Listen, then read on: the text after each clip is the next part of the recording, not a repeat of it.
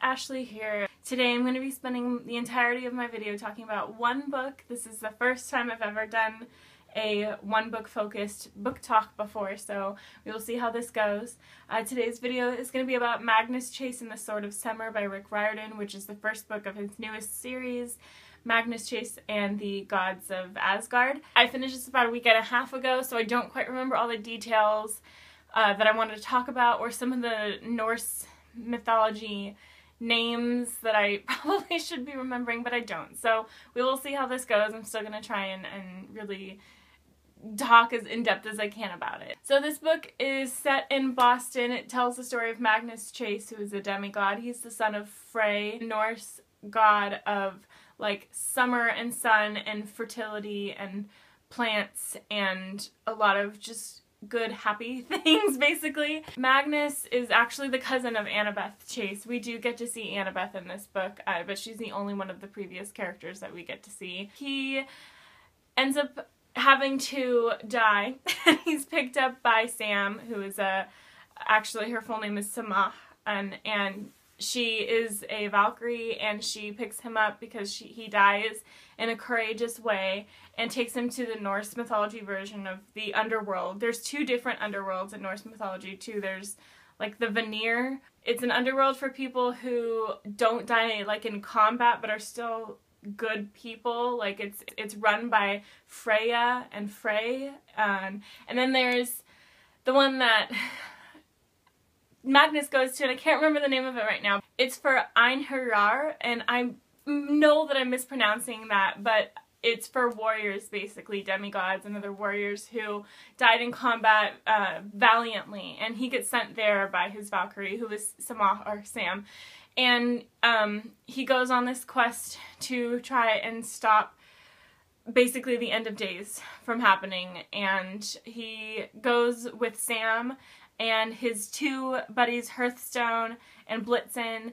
And Hearthstone is actually deaf, which is really cool to have a deaf character as a lead, or even like a supporting character. And then Sam is a person of color, and so it's really cool to have these two really important supporting characters be different and not just like these, you know, white kids, basically. It's nice to have something different in his books. So that was really good. It follows his journey. He goes all over Norse mythology. He visits the Vanir, and he visits Jotunheim, and he visits the land of the dwarves, and he's in the tree of life, or the tree of the world, or whatever it's called. He is kind of hoping to run into his mother, who has also passed away. His mom actually passed away 2 years ago. She was killed by some nasty wolves. So he's hoping that now that he's died valiantly, trying to save other people from this big, mad, mean monster, Surt, who is like a giant fire monster, basically,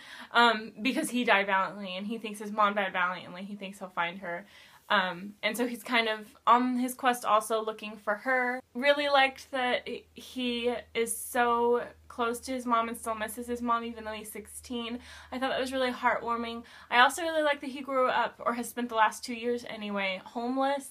I thought that was a really interesting touch. I wish he would have spent, Rick Riordan would have spent more time talking about him being homeless and maybe pointing out some lifestyles of that, and pointing out, you know, making other people aware of how those kind of situations really are and how homeless people live, because I think that that is a topic that needs to be talked about.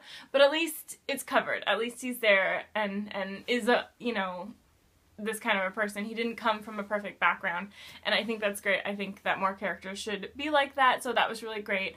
I did not, however, very much enjoy Magnus. His personality really was kind of irritating to me, and I've been seeing everybody on Goodreads and Tumblr and Instagram and everything talking about how they loved Magnus because he's such a sarcastic little shit, and they love it, and they just can't get enough of it, and the chapters of the book are really funny. And okay, yes, the titles of the book are really funny, but they also kind of give away what's going to happen in the chapters, which is kind of irritating.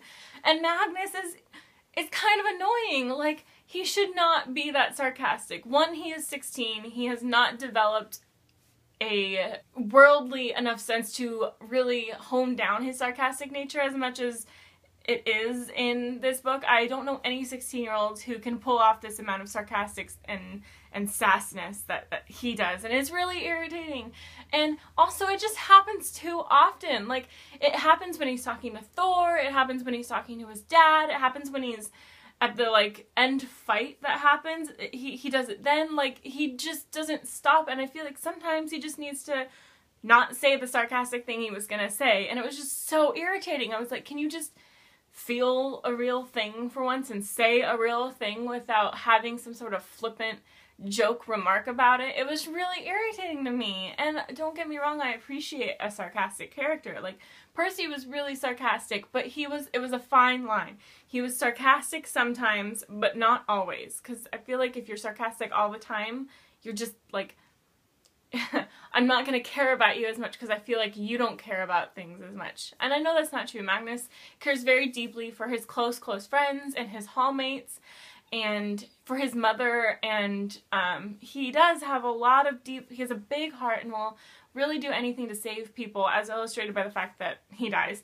But I don't know, I just found it really irritating, and it was funny at first, but then it was just, I wanted to roll my eyes at it. It was happening so often. I also did not like the way that Rick Riordan was referencing Percy. I feel like it was way too much of, like, I don't know, he was just baiting people. He was just fan servicing, basically. You know, Magnus talks to his sword and says, I don't want to be carrying a sword around. Can you maybe turn into something less conspicuous? And his sword says back, oh, like what, a pen? And Magnus says, a pen? Yeah, who would turn a sword into a pen? That's really dumb. Clearly, this is a reference to Percy Jackson, which is great. Like, yay, I love Percy Jackson. I love interwoven worlds, but it was just such an obvious one. I really feel like if you're gonna do it, either do it all the way or don't do it at all. Don't do these silly little, like why would he say a pen is stupid? The only reason he would say that line is to reference Percy. And then the other one, too, was Sam comes out dressed in all blue, and Magnus says something like, she was dressed in all blue. Now, I don't get the point of the color blue. It's not my favorite color, but she looked nice nonetheless. And again, that's a clear reference to Percy and his obsession with blue and blue being his favorite color. And it's just like, why? It's so unnecessary. I find it so irritating. But yeah, I don't know. I'm probably the only one. Yeah.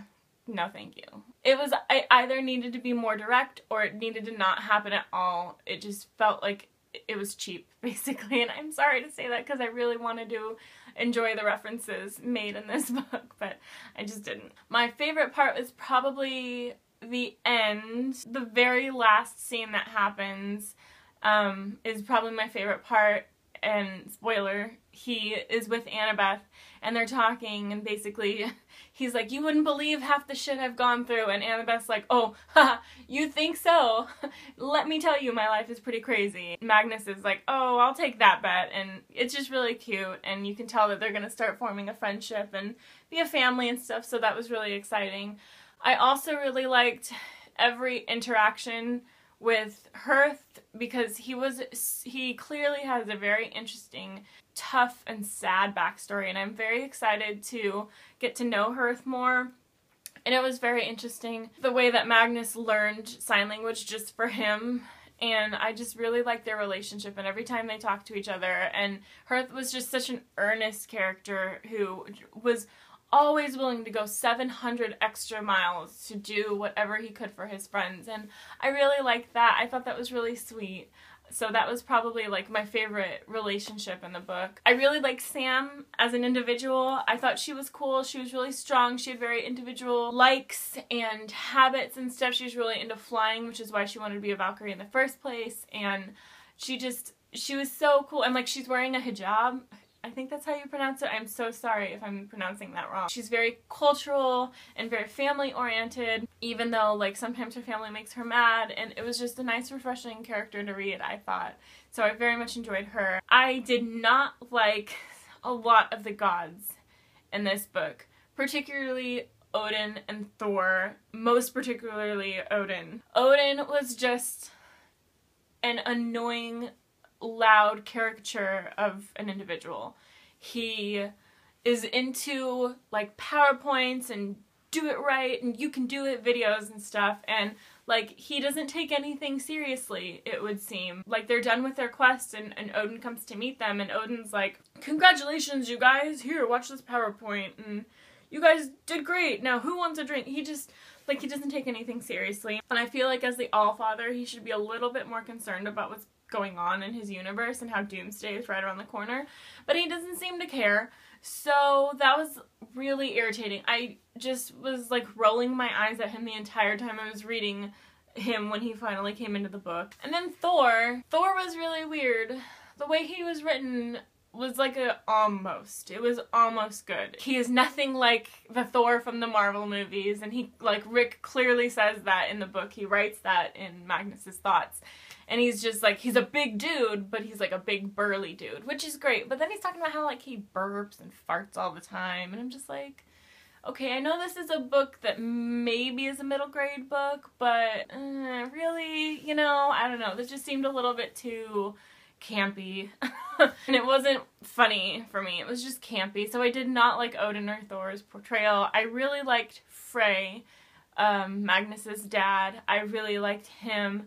And I really, really liked Loki, actually, who every time he appears, he's like splitting himself off or something. Because in the Norse mythology, he has poison is dripping from a venomous snake onto all his body while he's being chained down. And so even though his image appears perfectly fine and normal to Magnus, like sometimes it'll kind of flip, like it's flipping a channel, and you'll see him as, you know, being scarred by poison. And yeah, it was really cool. He was written really well. I like Rick's interpretation of Loki, where he's very smooth talking, very convincing, makes it seem like he's on your side. He's kind of up to no good, and he can get angry really fast, just like a very Loki trait. And I just really liked Loki in particular. I think he was my favorite god out of all of them. I also really like the hallmates, TJ and Mallory, and all of them were really good. We didn't see them for very long in this book, but I have a feeling we'll see more of them, so I'm looking forward to that. Overall, the writing was just kind of a disappointment. The plot itself was good. I kept turning the pages, you know, I was really invested in it. It was a very readable book. The action happened a lot, but there was moments where it would stop and you'd get to know some of the characters more, so that was nice. And he was very good at describing everything, like the tree that they were on in Jotunheim and everything. He was very good at describing everything and really giving you a colorful, detailed picture of what his universe looks like. I don't know, I just didn't like... There were parts of the writing I didn't like. Like I said, I didn't like Magnus's voice. I did not like the way it was written. And he's talking or thinking for the majority of the book. So that really distracts you from the action that's happening and distracts you from all the good things that I think could be happening. So it was so bothersome to me, Magnus's character. And he's the main character, so again, that just overshadows everything else for me. So I think if Magnus was written a little stronger, a little better, that would have been good. Of course, I'm a really big fan of Percy. It might just be that I'm having some sort of hero worship with Percy, so I don't think anybody can live up to him, and that might be what's going on. But I really do think also I'm just irritated with Magnus. Anyway, I've been talking about that for way too long. I need to move on from that. Overall, I gave this book a 3 out of 5 stars, which was just so saddening. I wanted to give it 5 stars so bad. Like I said, the action redeemed itself. I kept turning the page. I read it pretty fast, all things considered. That really saved the rating. And also the supporting characters, Sam and Hearth and Loki, Blitzen, and seeing Annabeth, all of those things really helped to boost the rating that I gave it. But overall, this was kind of a disappointing read, but it was still good. I'd still recommend it to people because it might just have been irritating for me. So yeah, 3 out of 5 stars altogether. And that's it. If you've read this book, please let me know and we can talk about it. Or if you have thoughts about what I've said about this book, what you agree with, what you don't, please let me know and we can talk about that too. Follow me on Tumblr, Sparky Loves Books. I'm also on Instagram, Sparky Loves Books. And happy reading!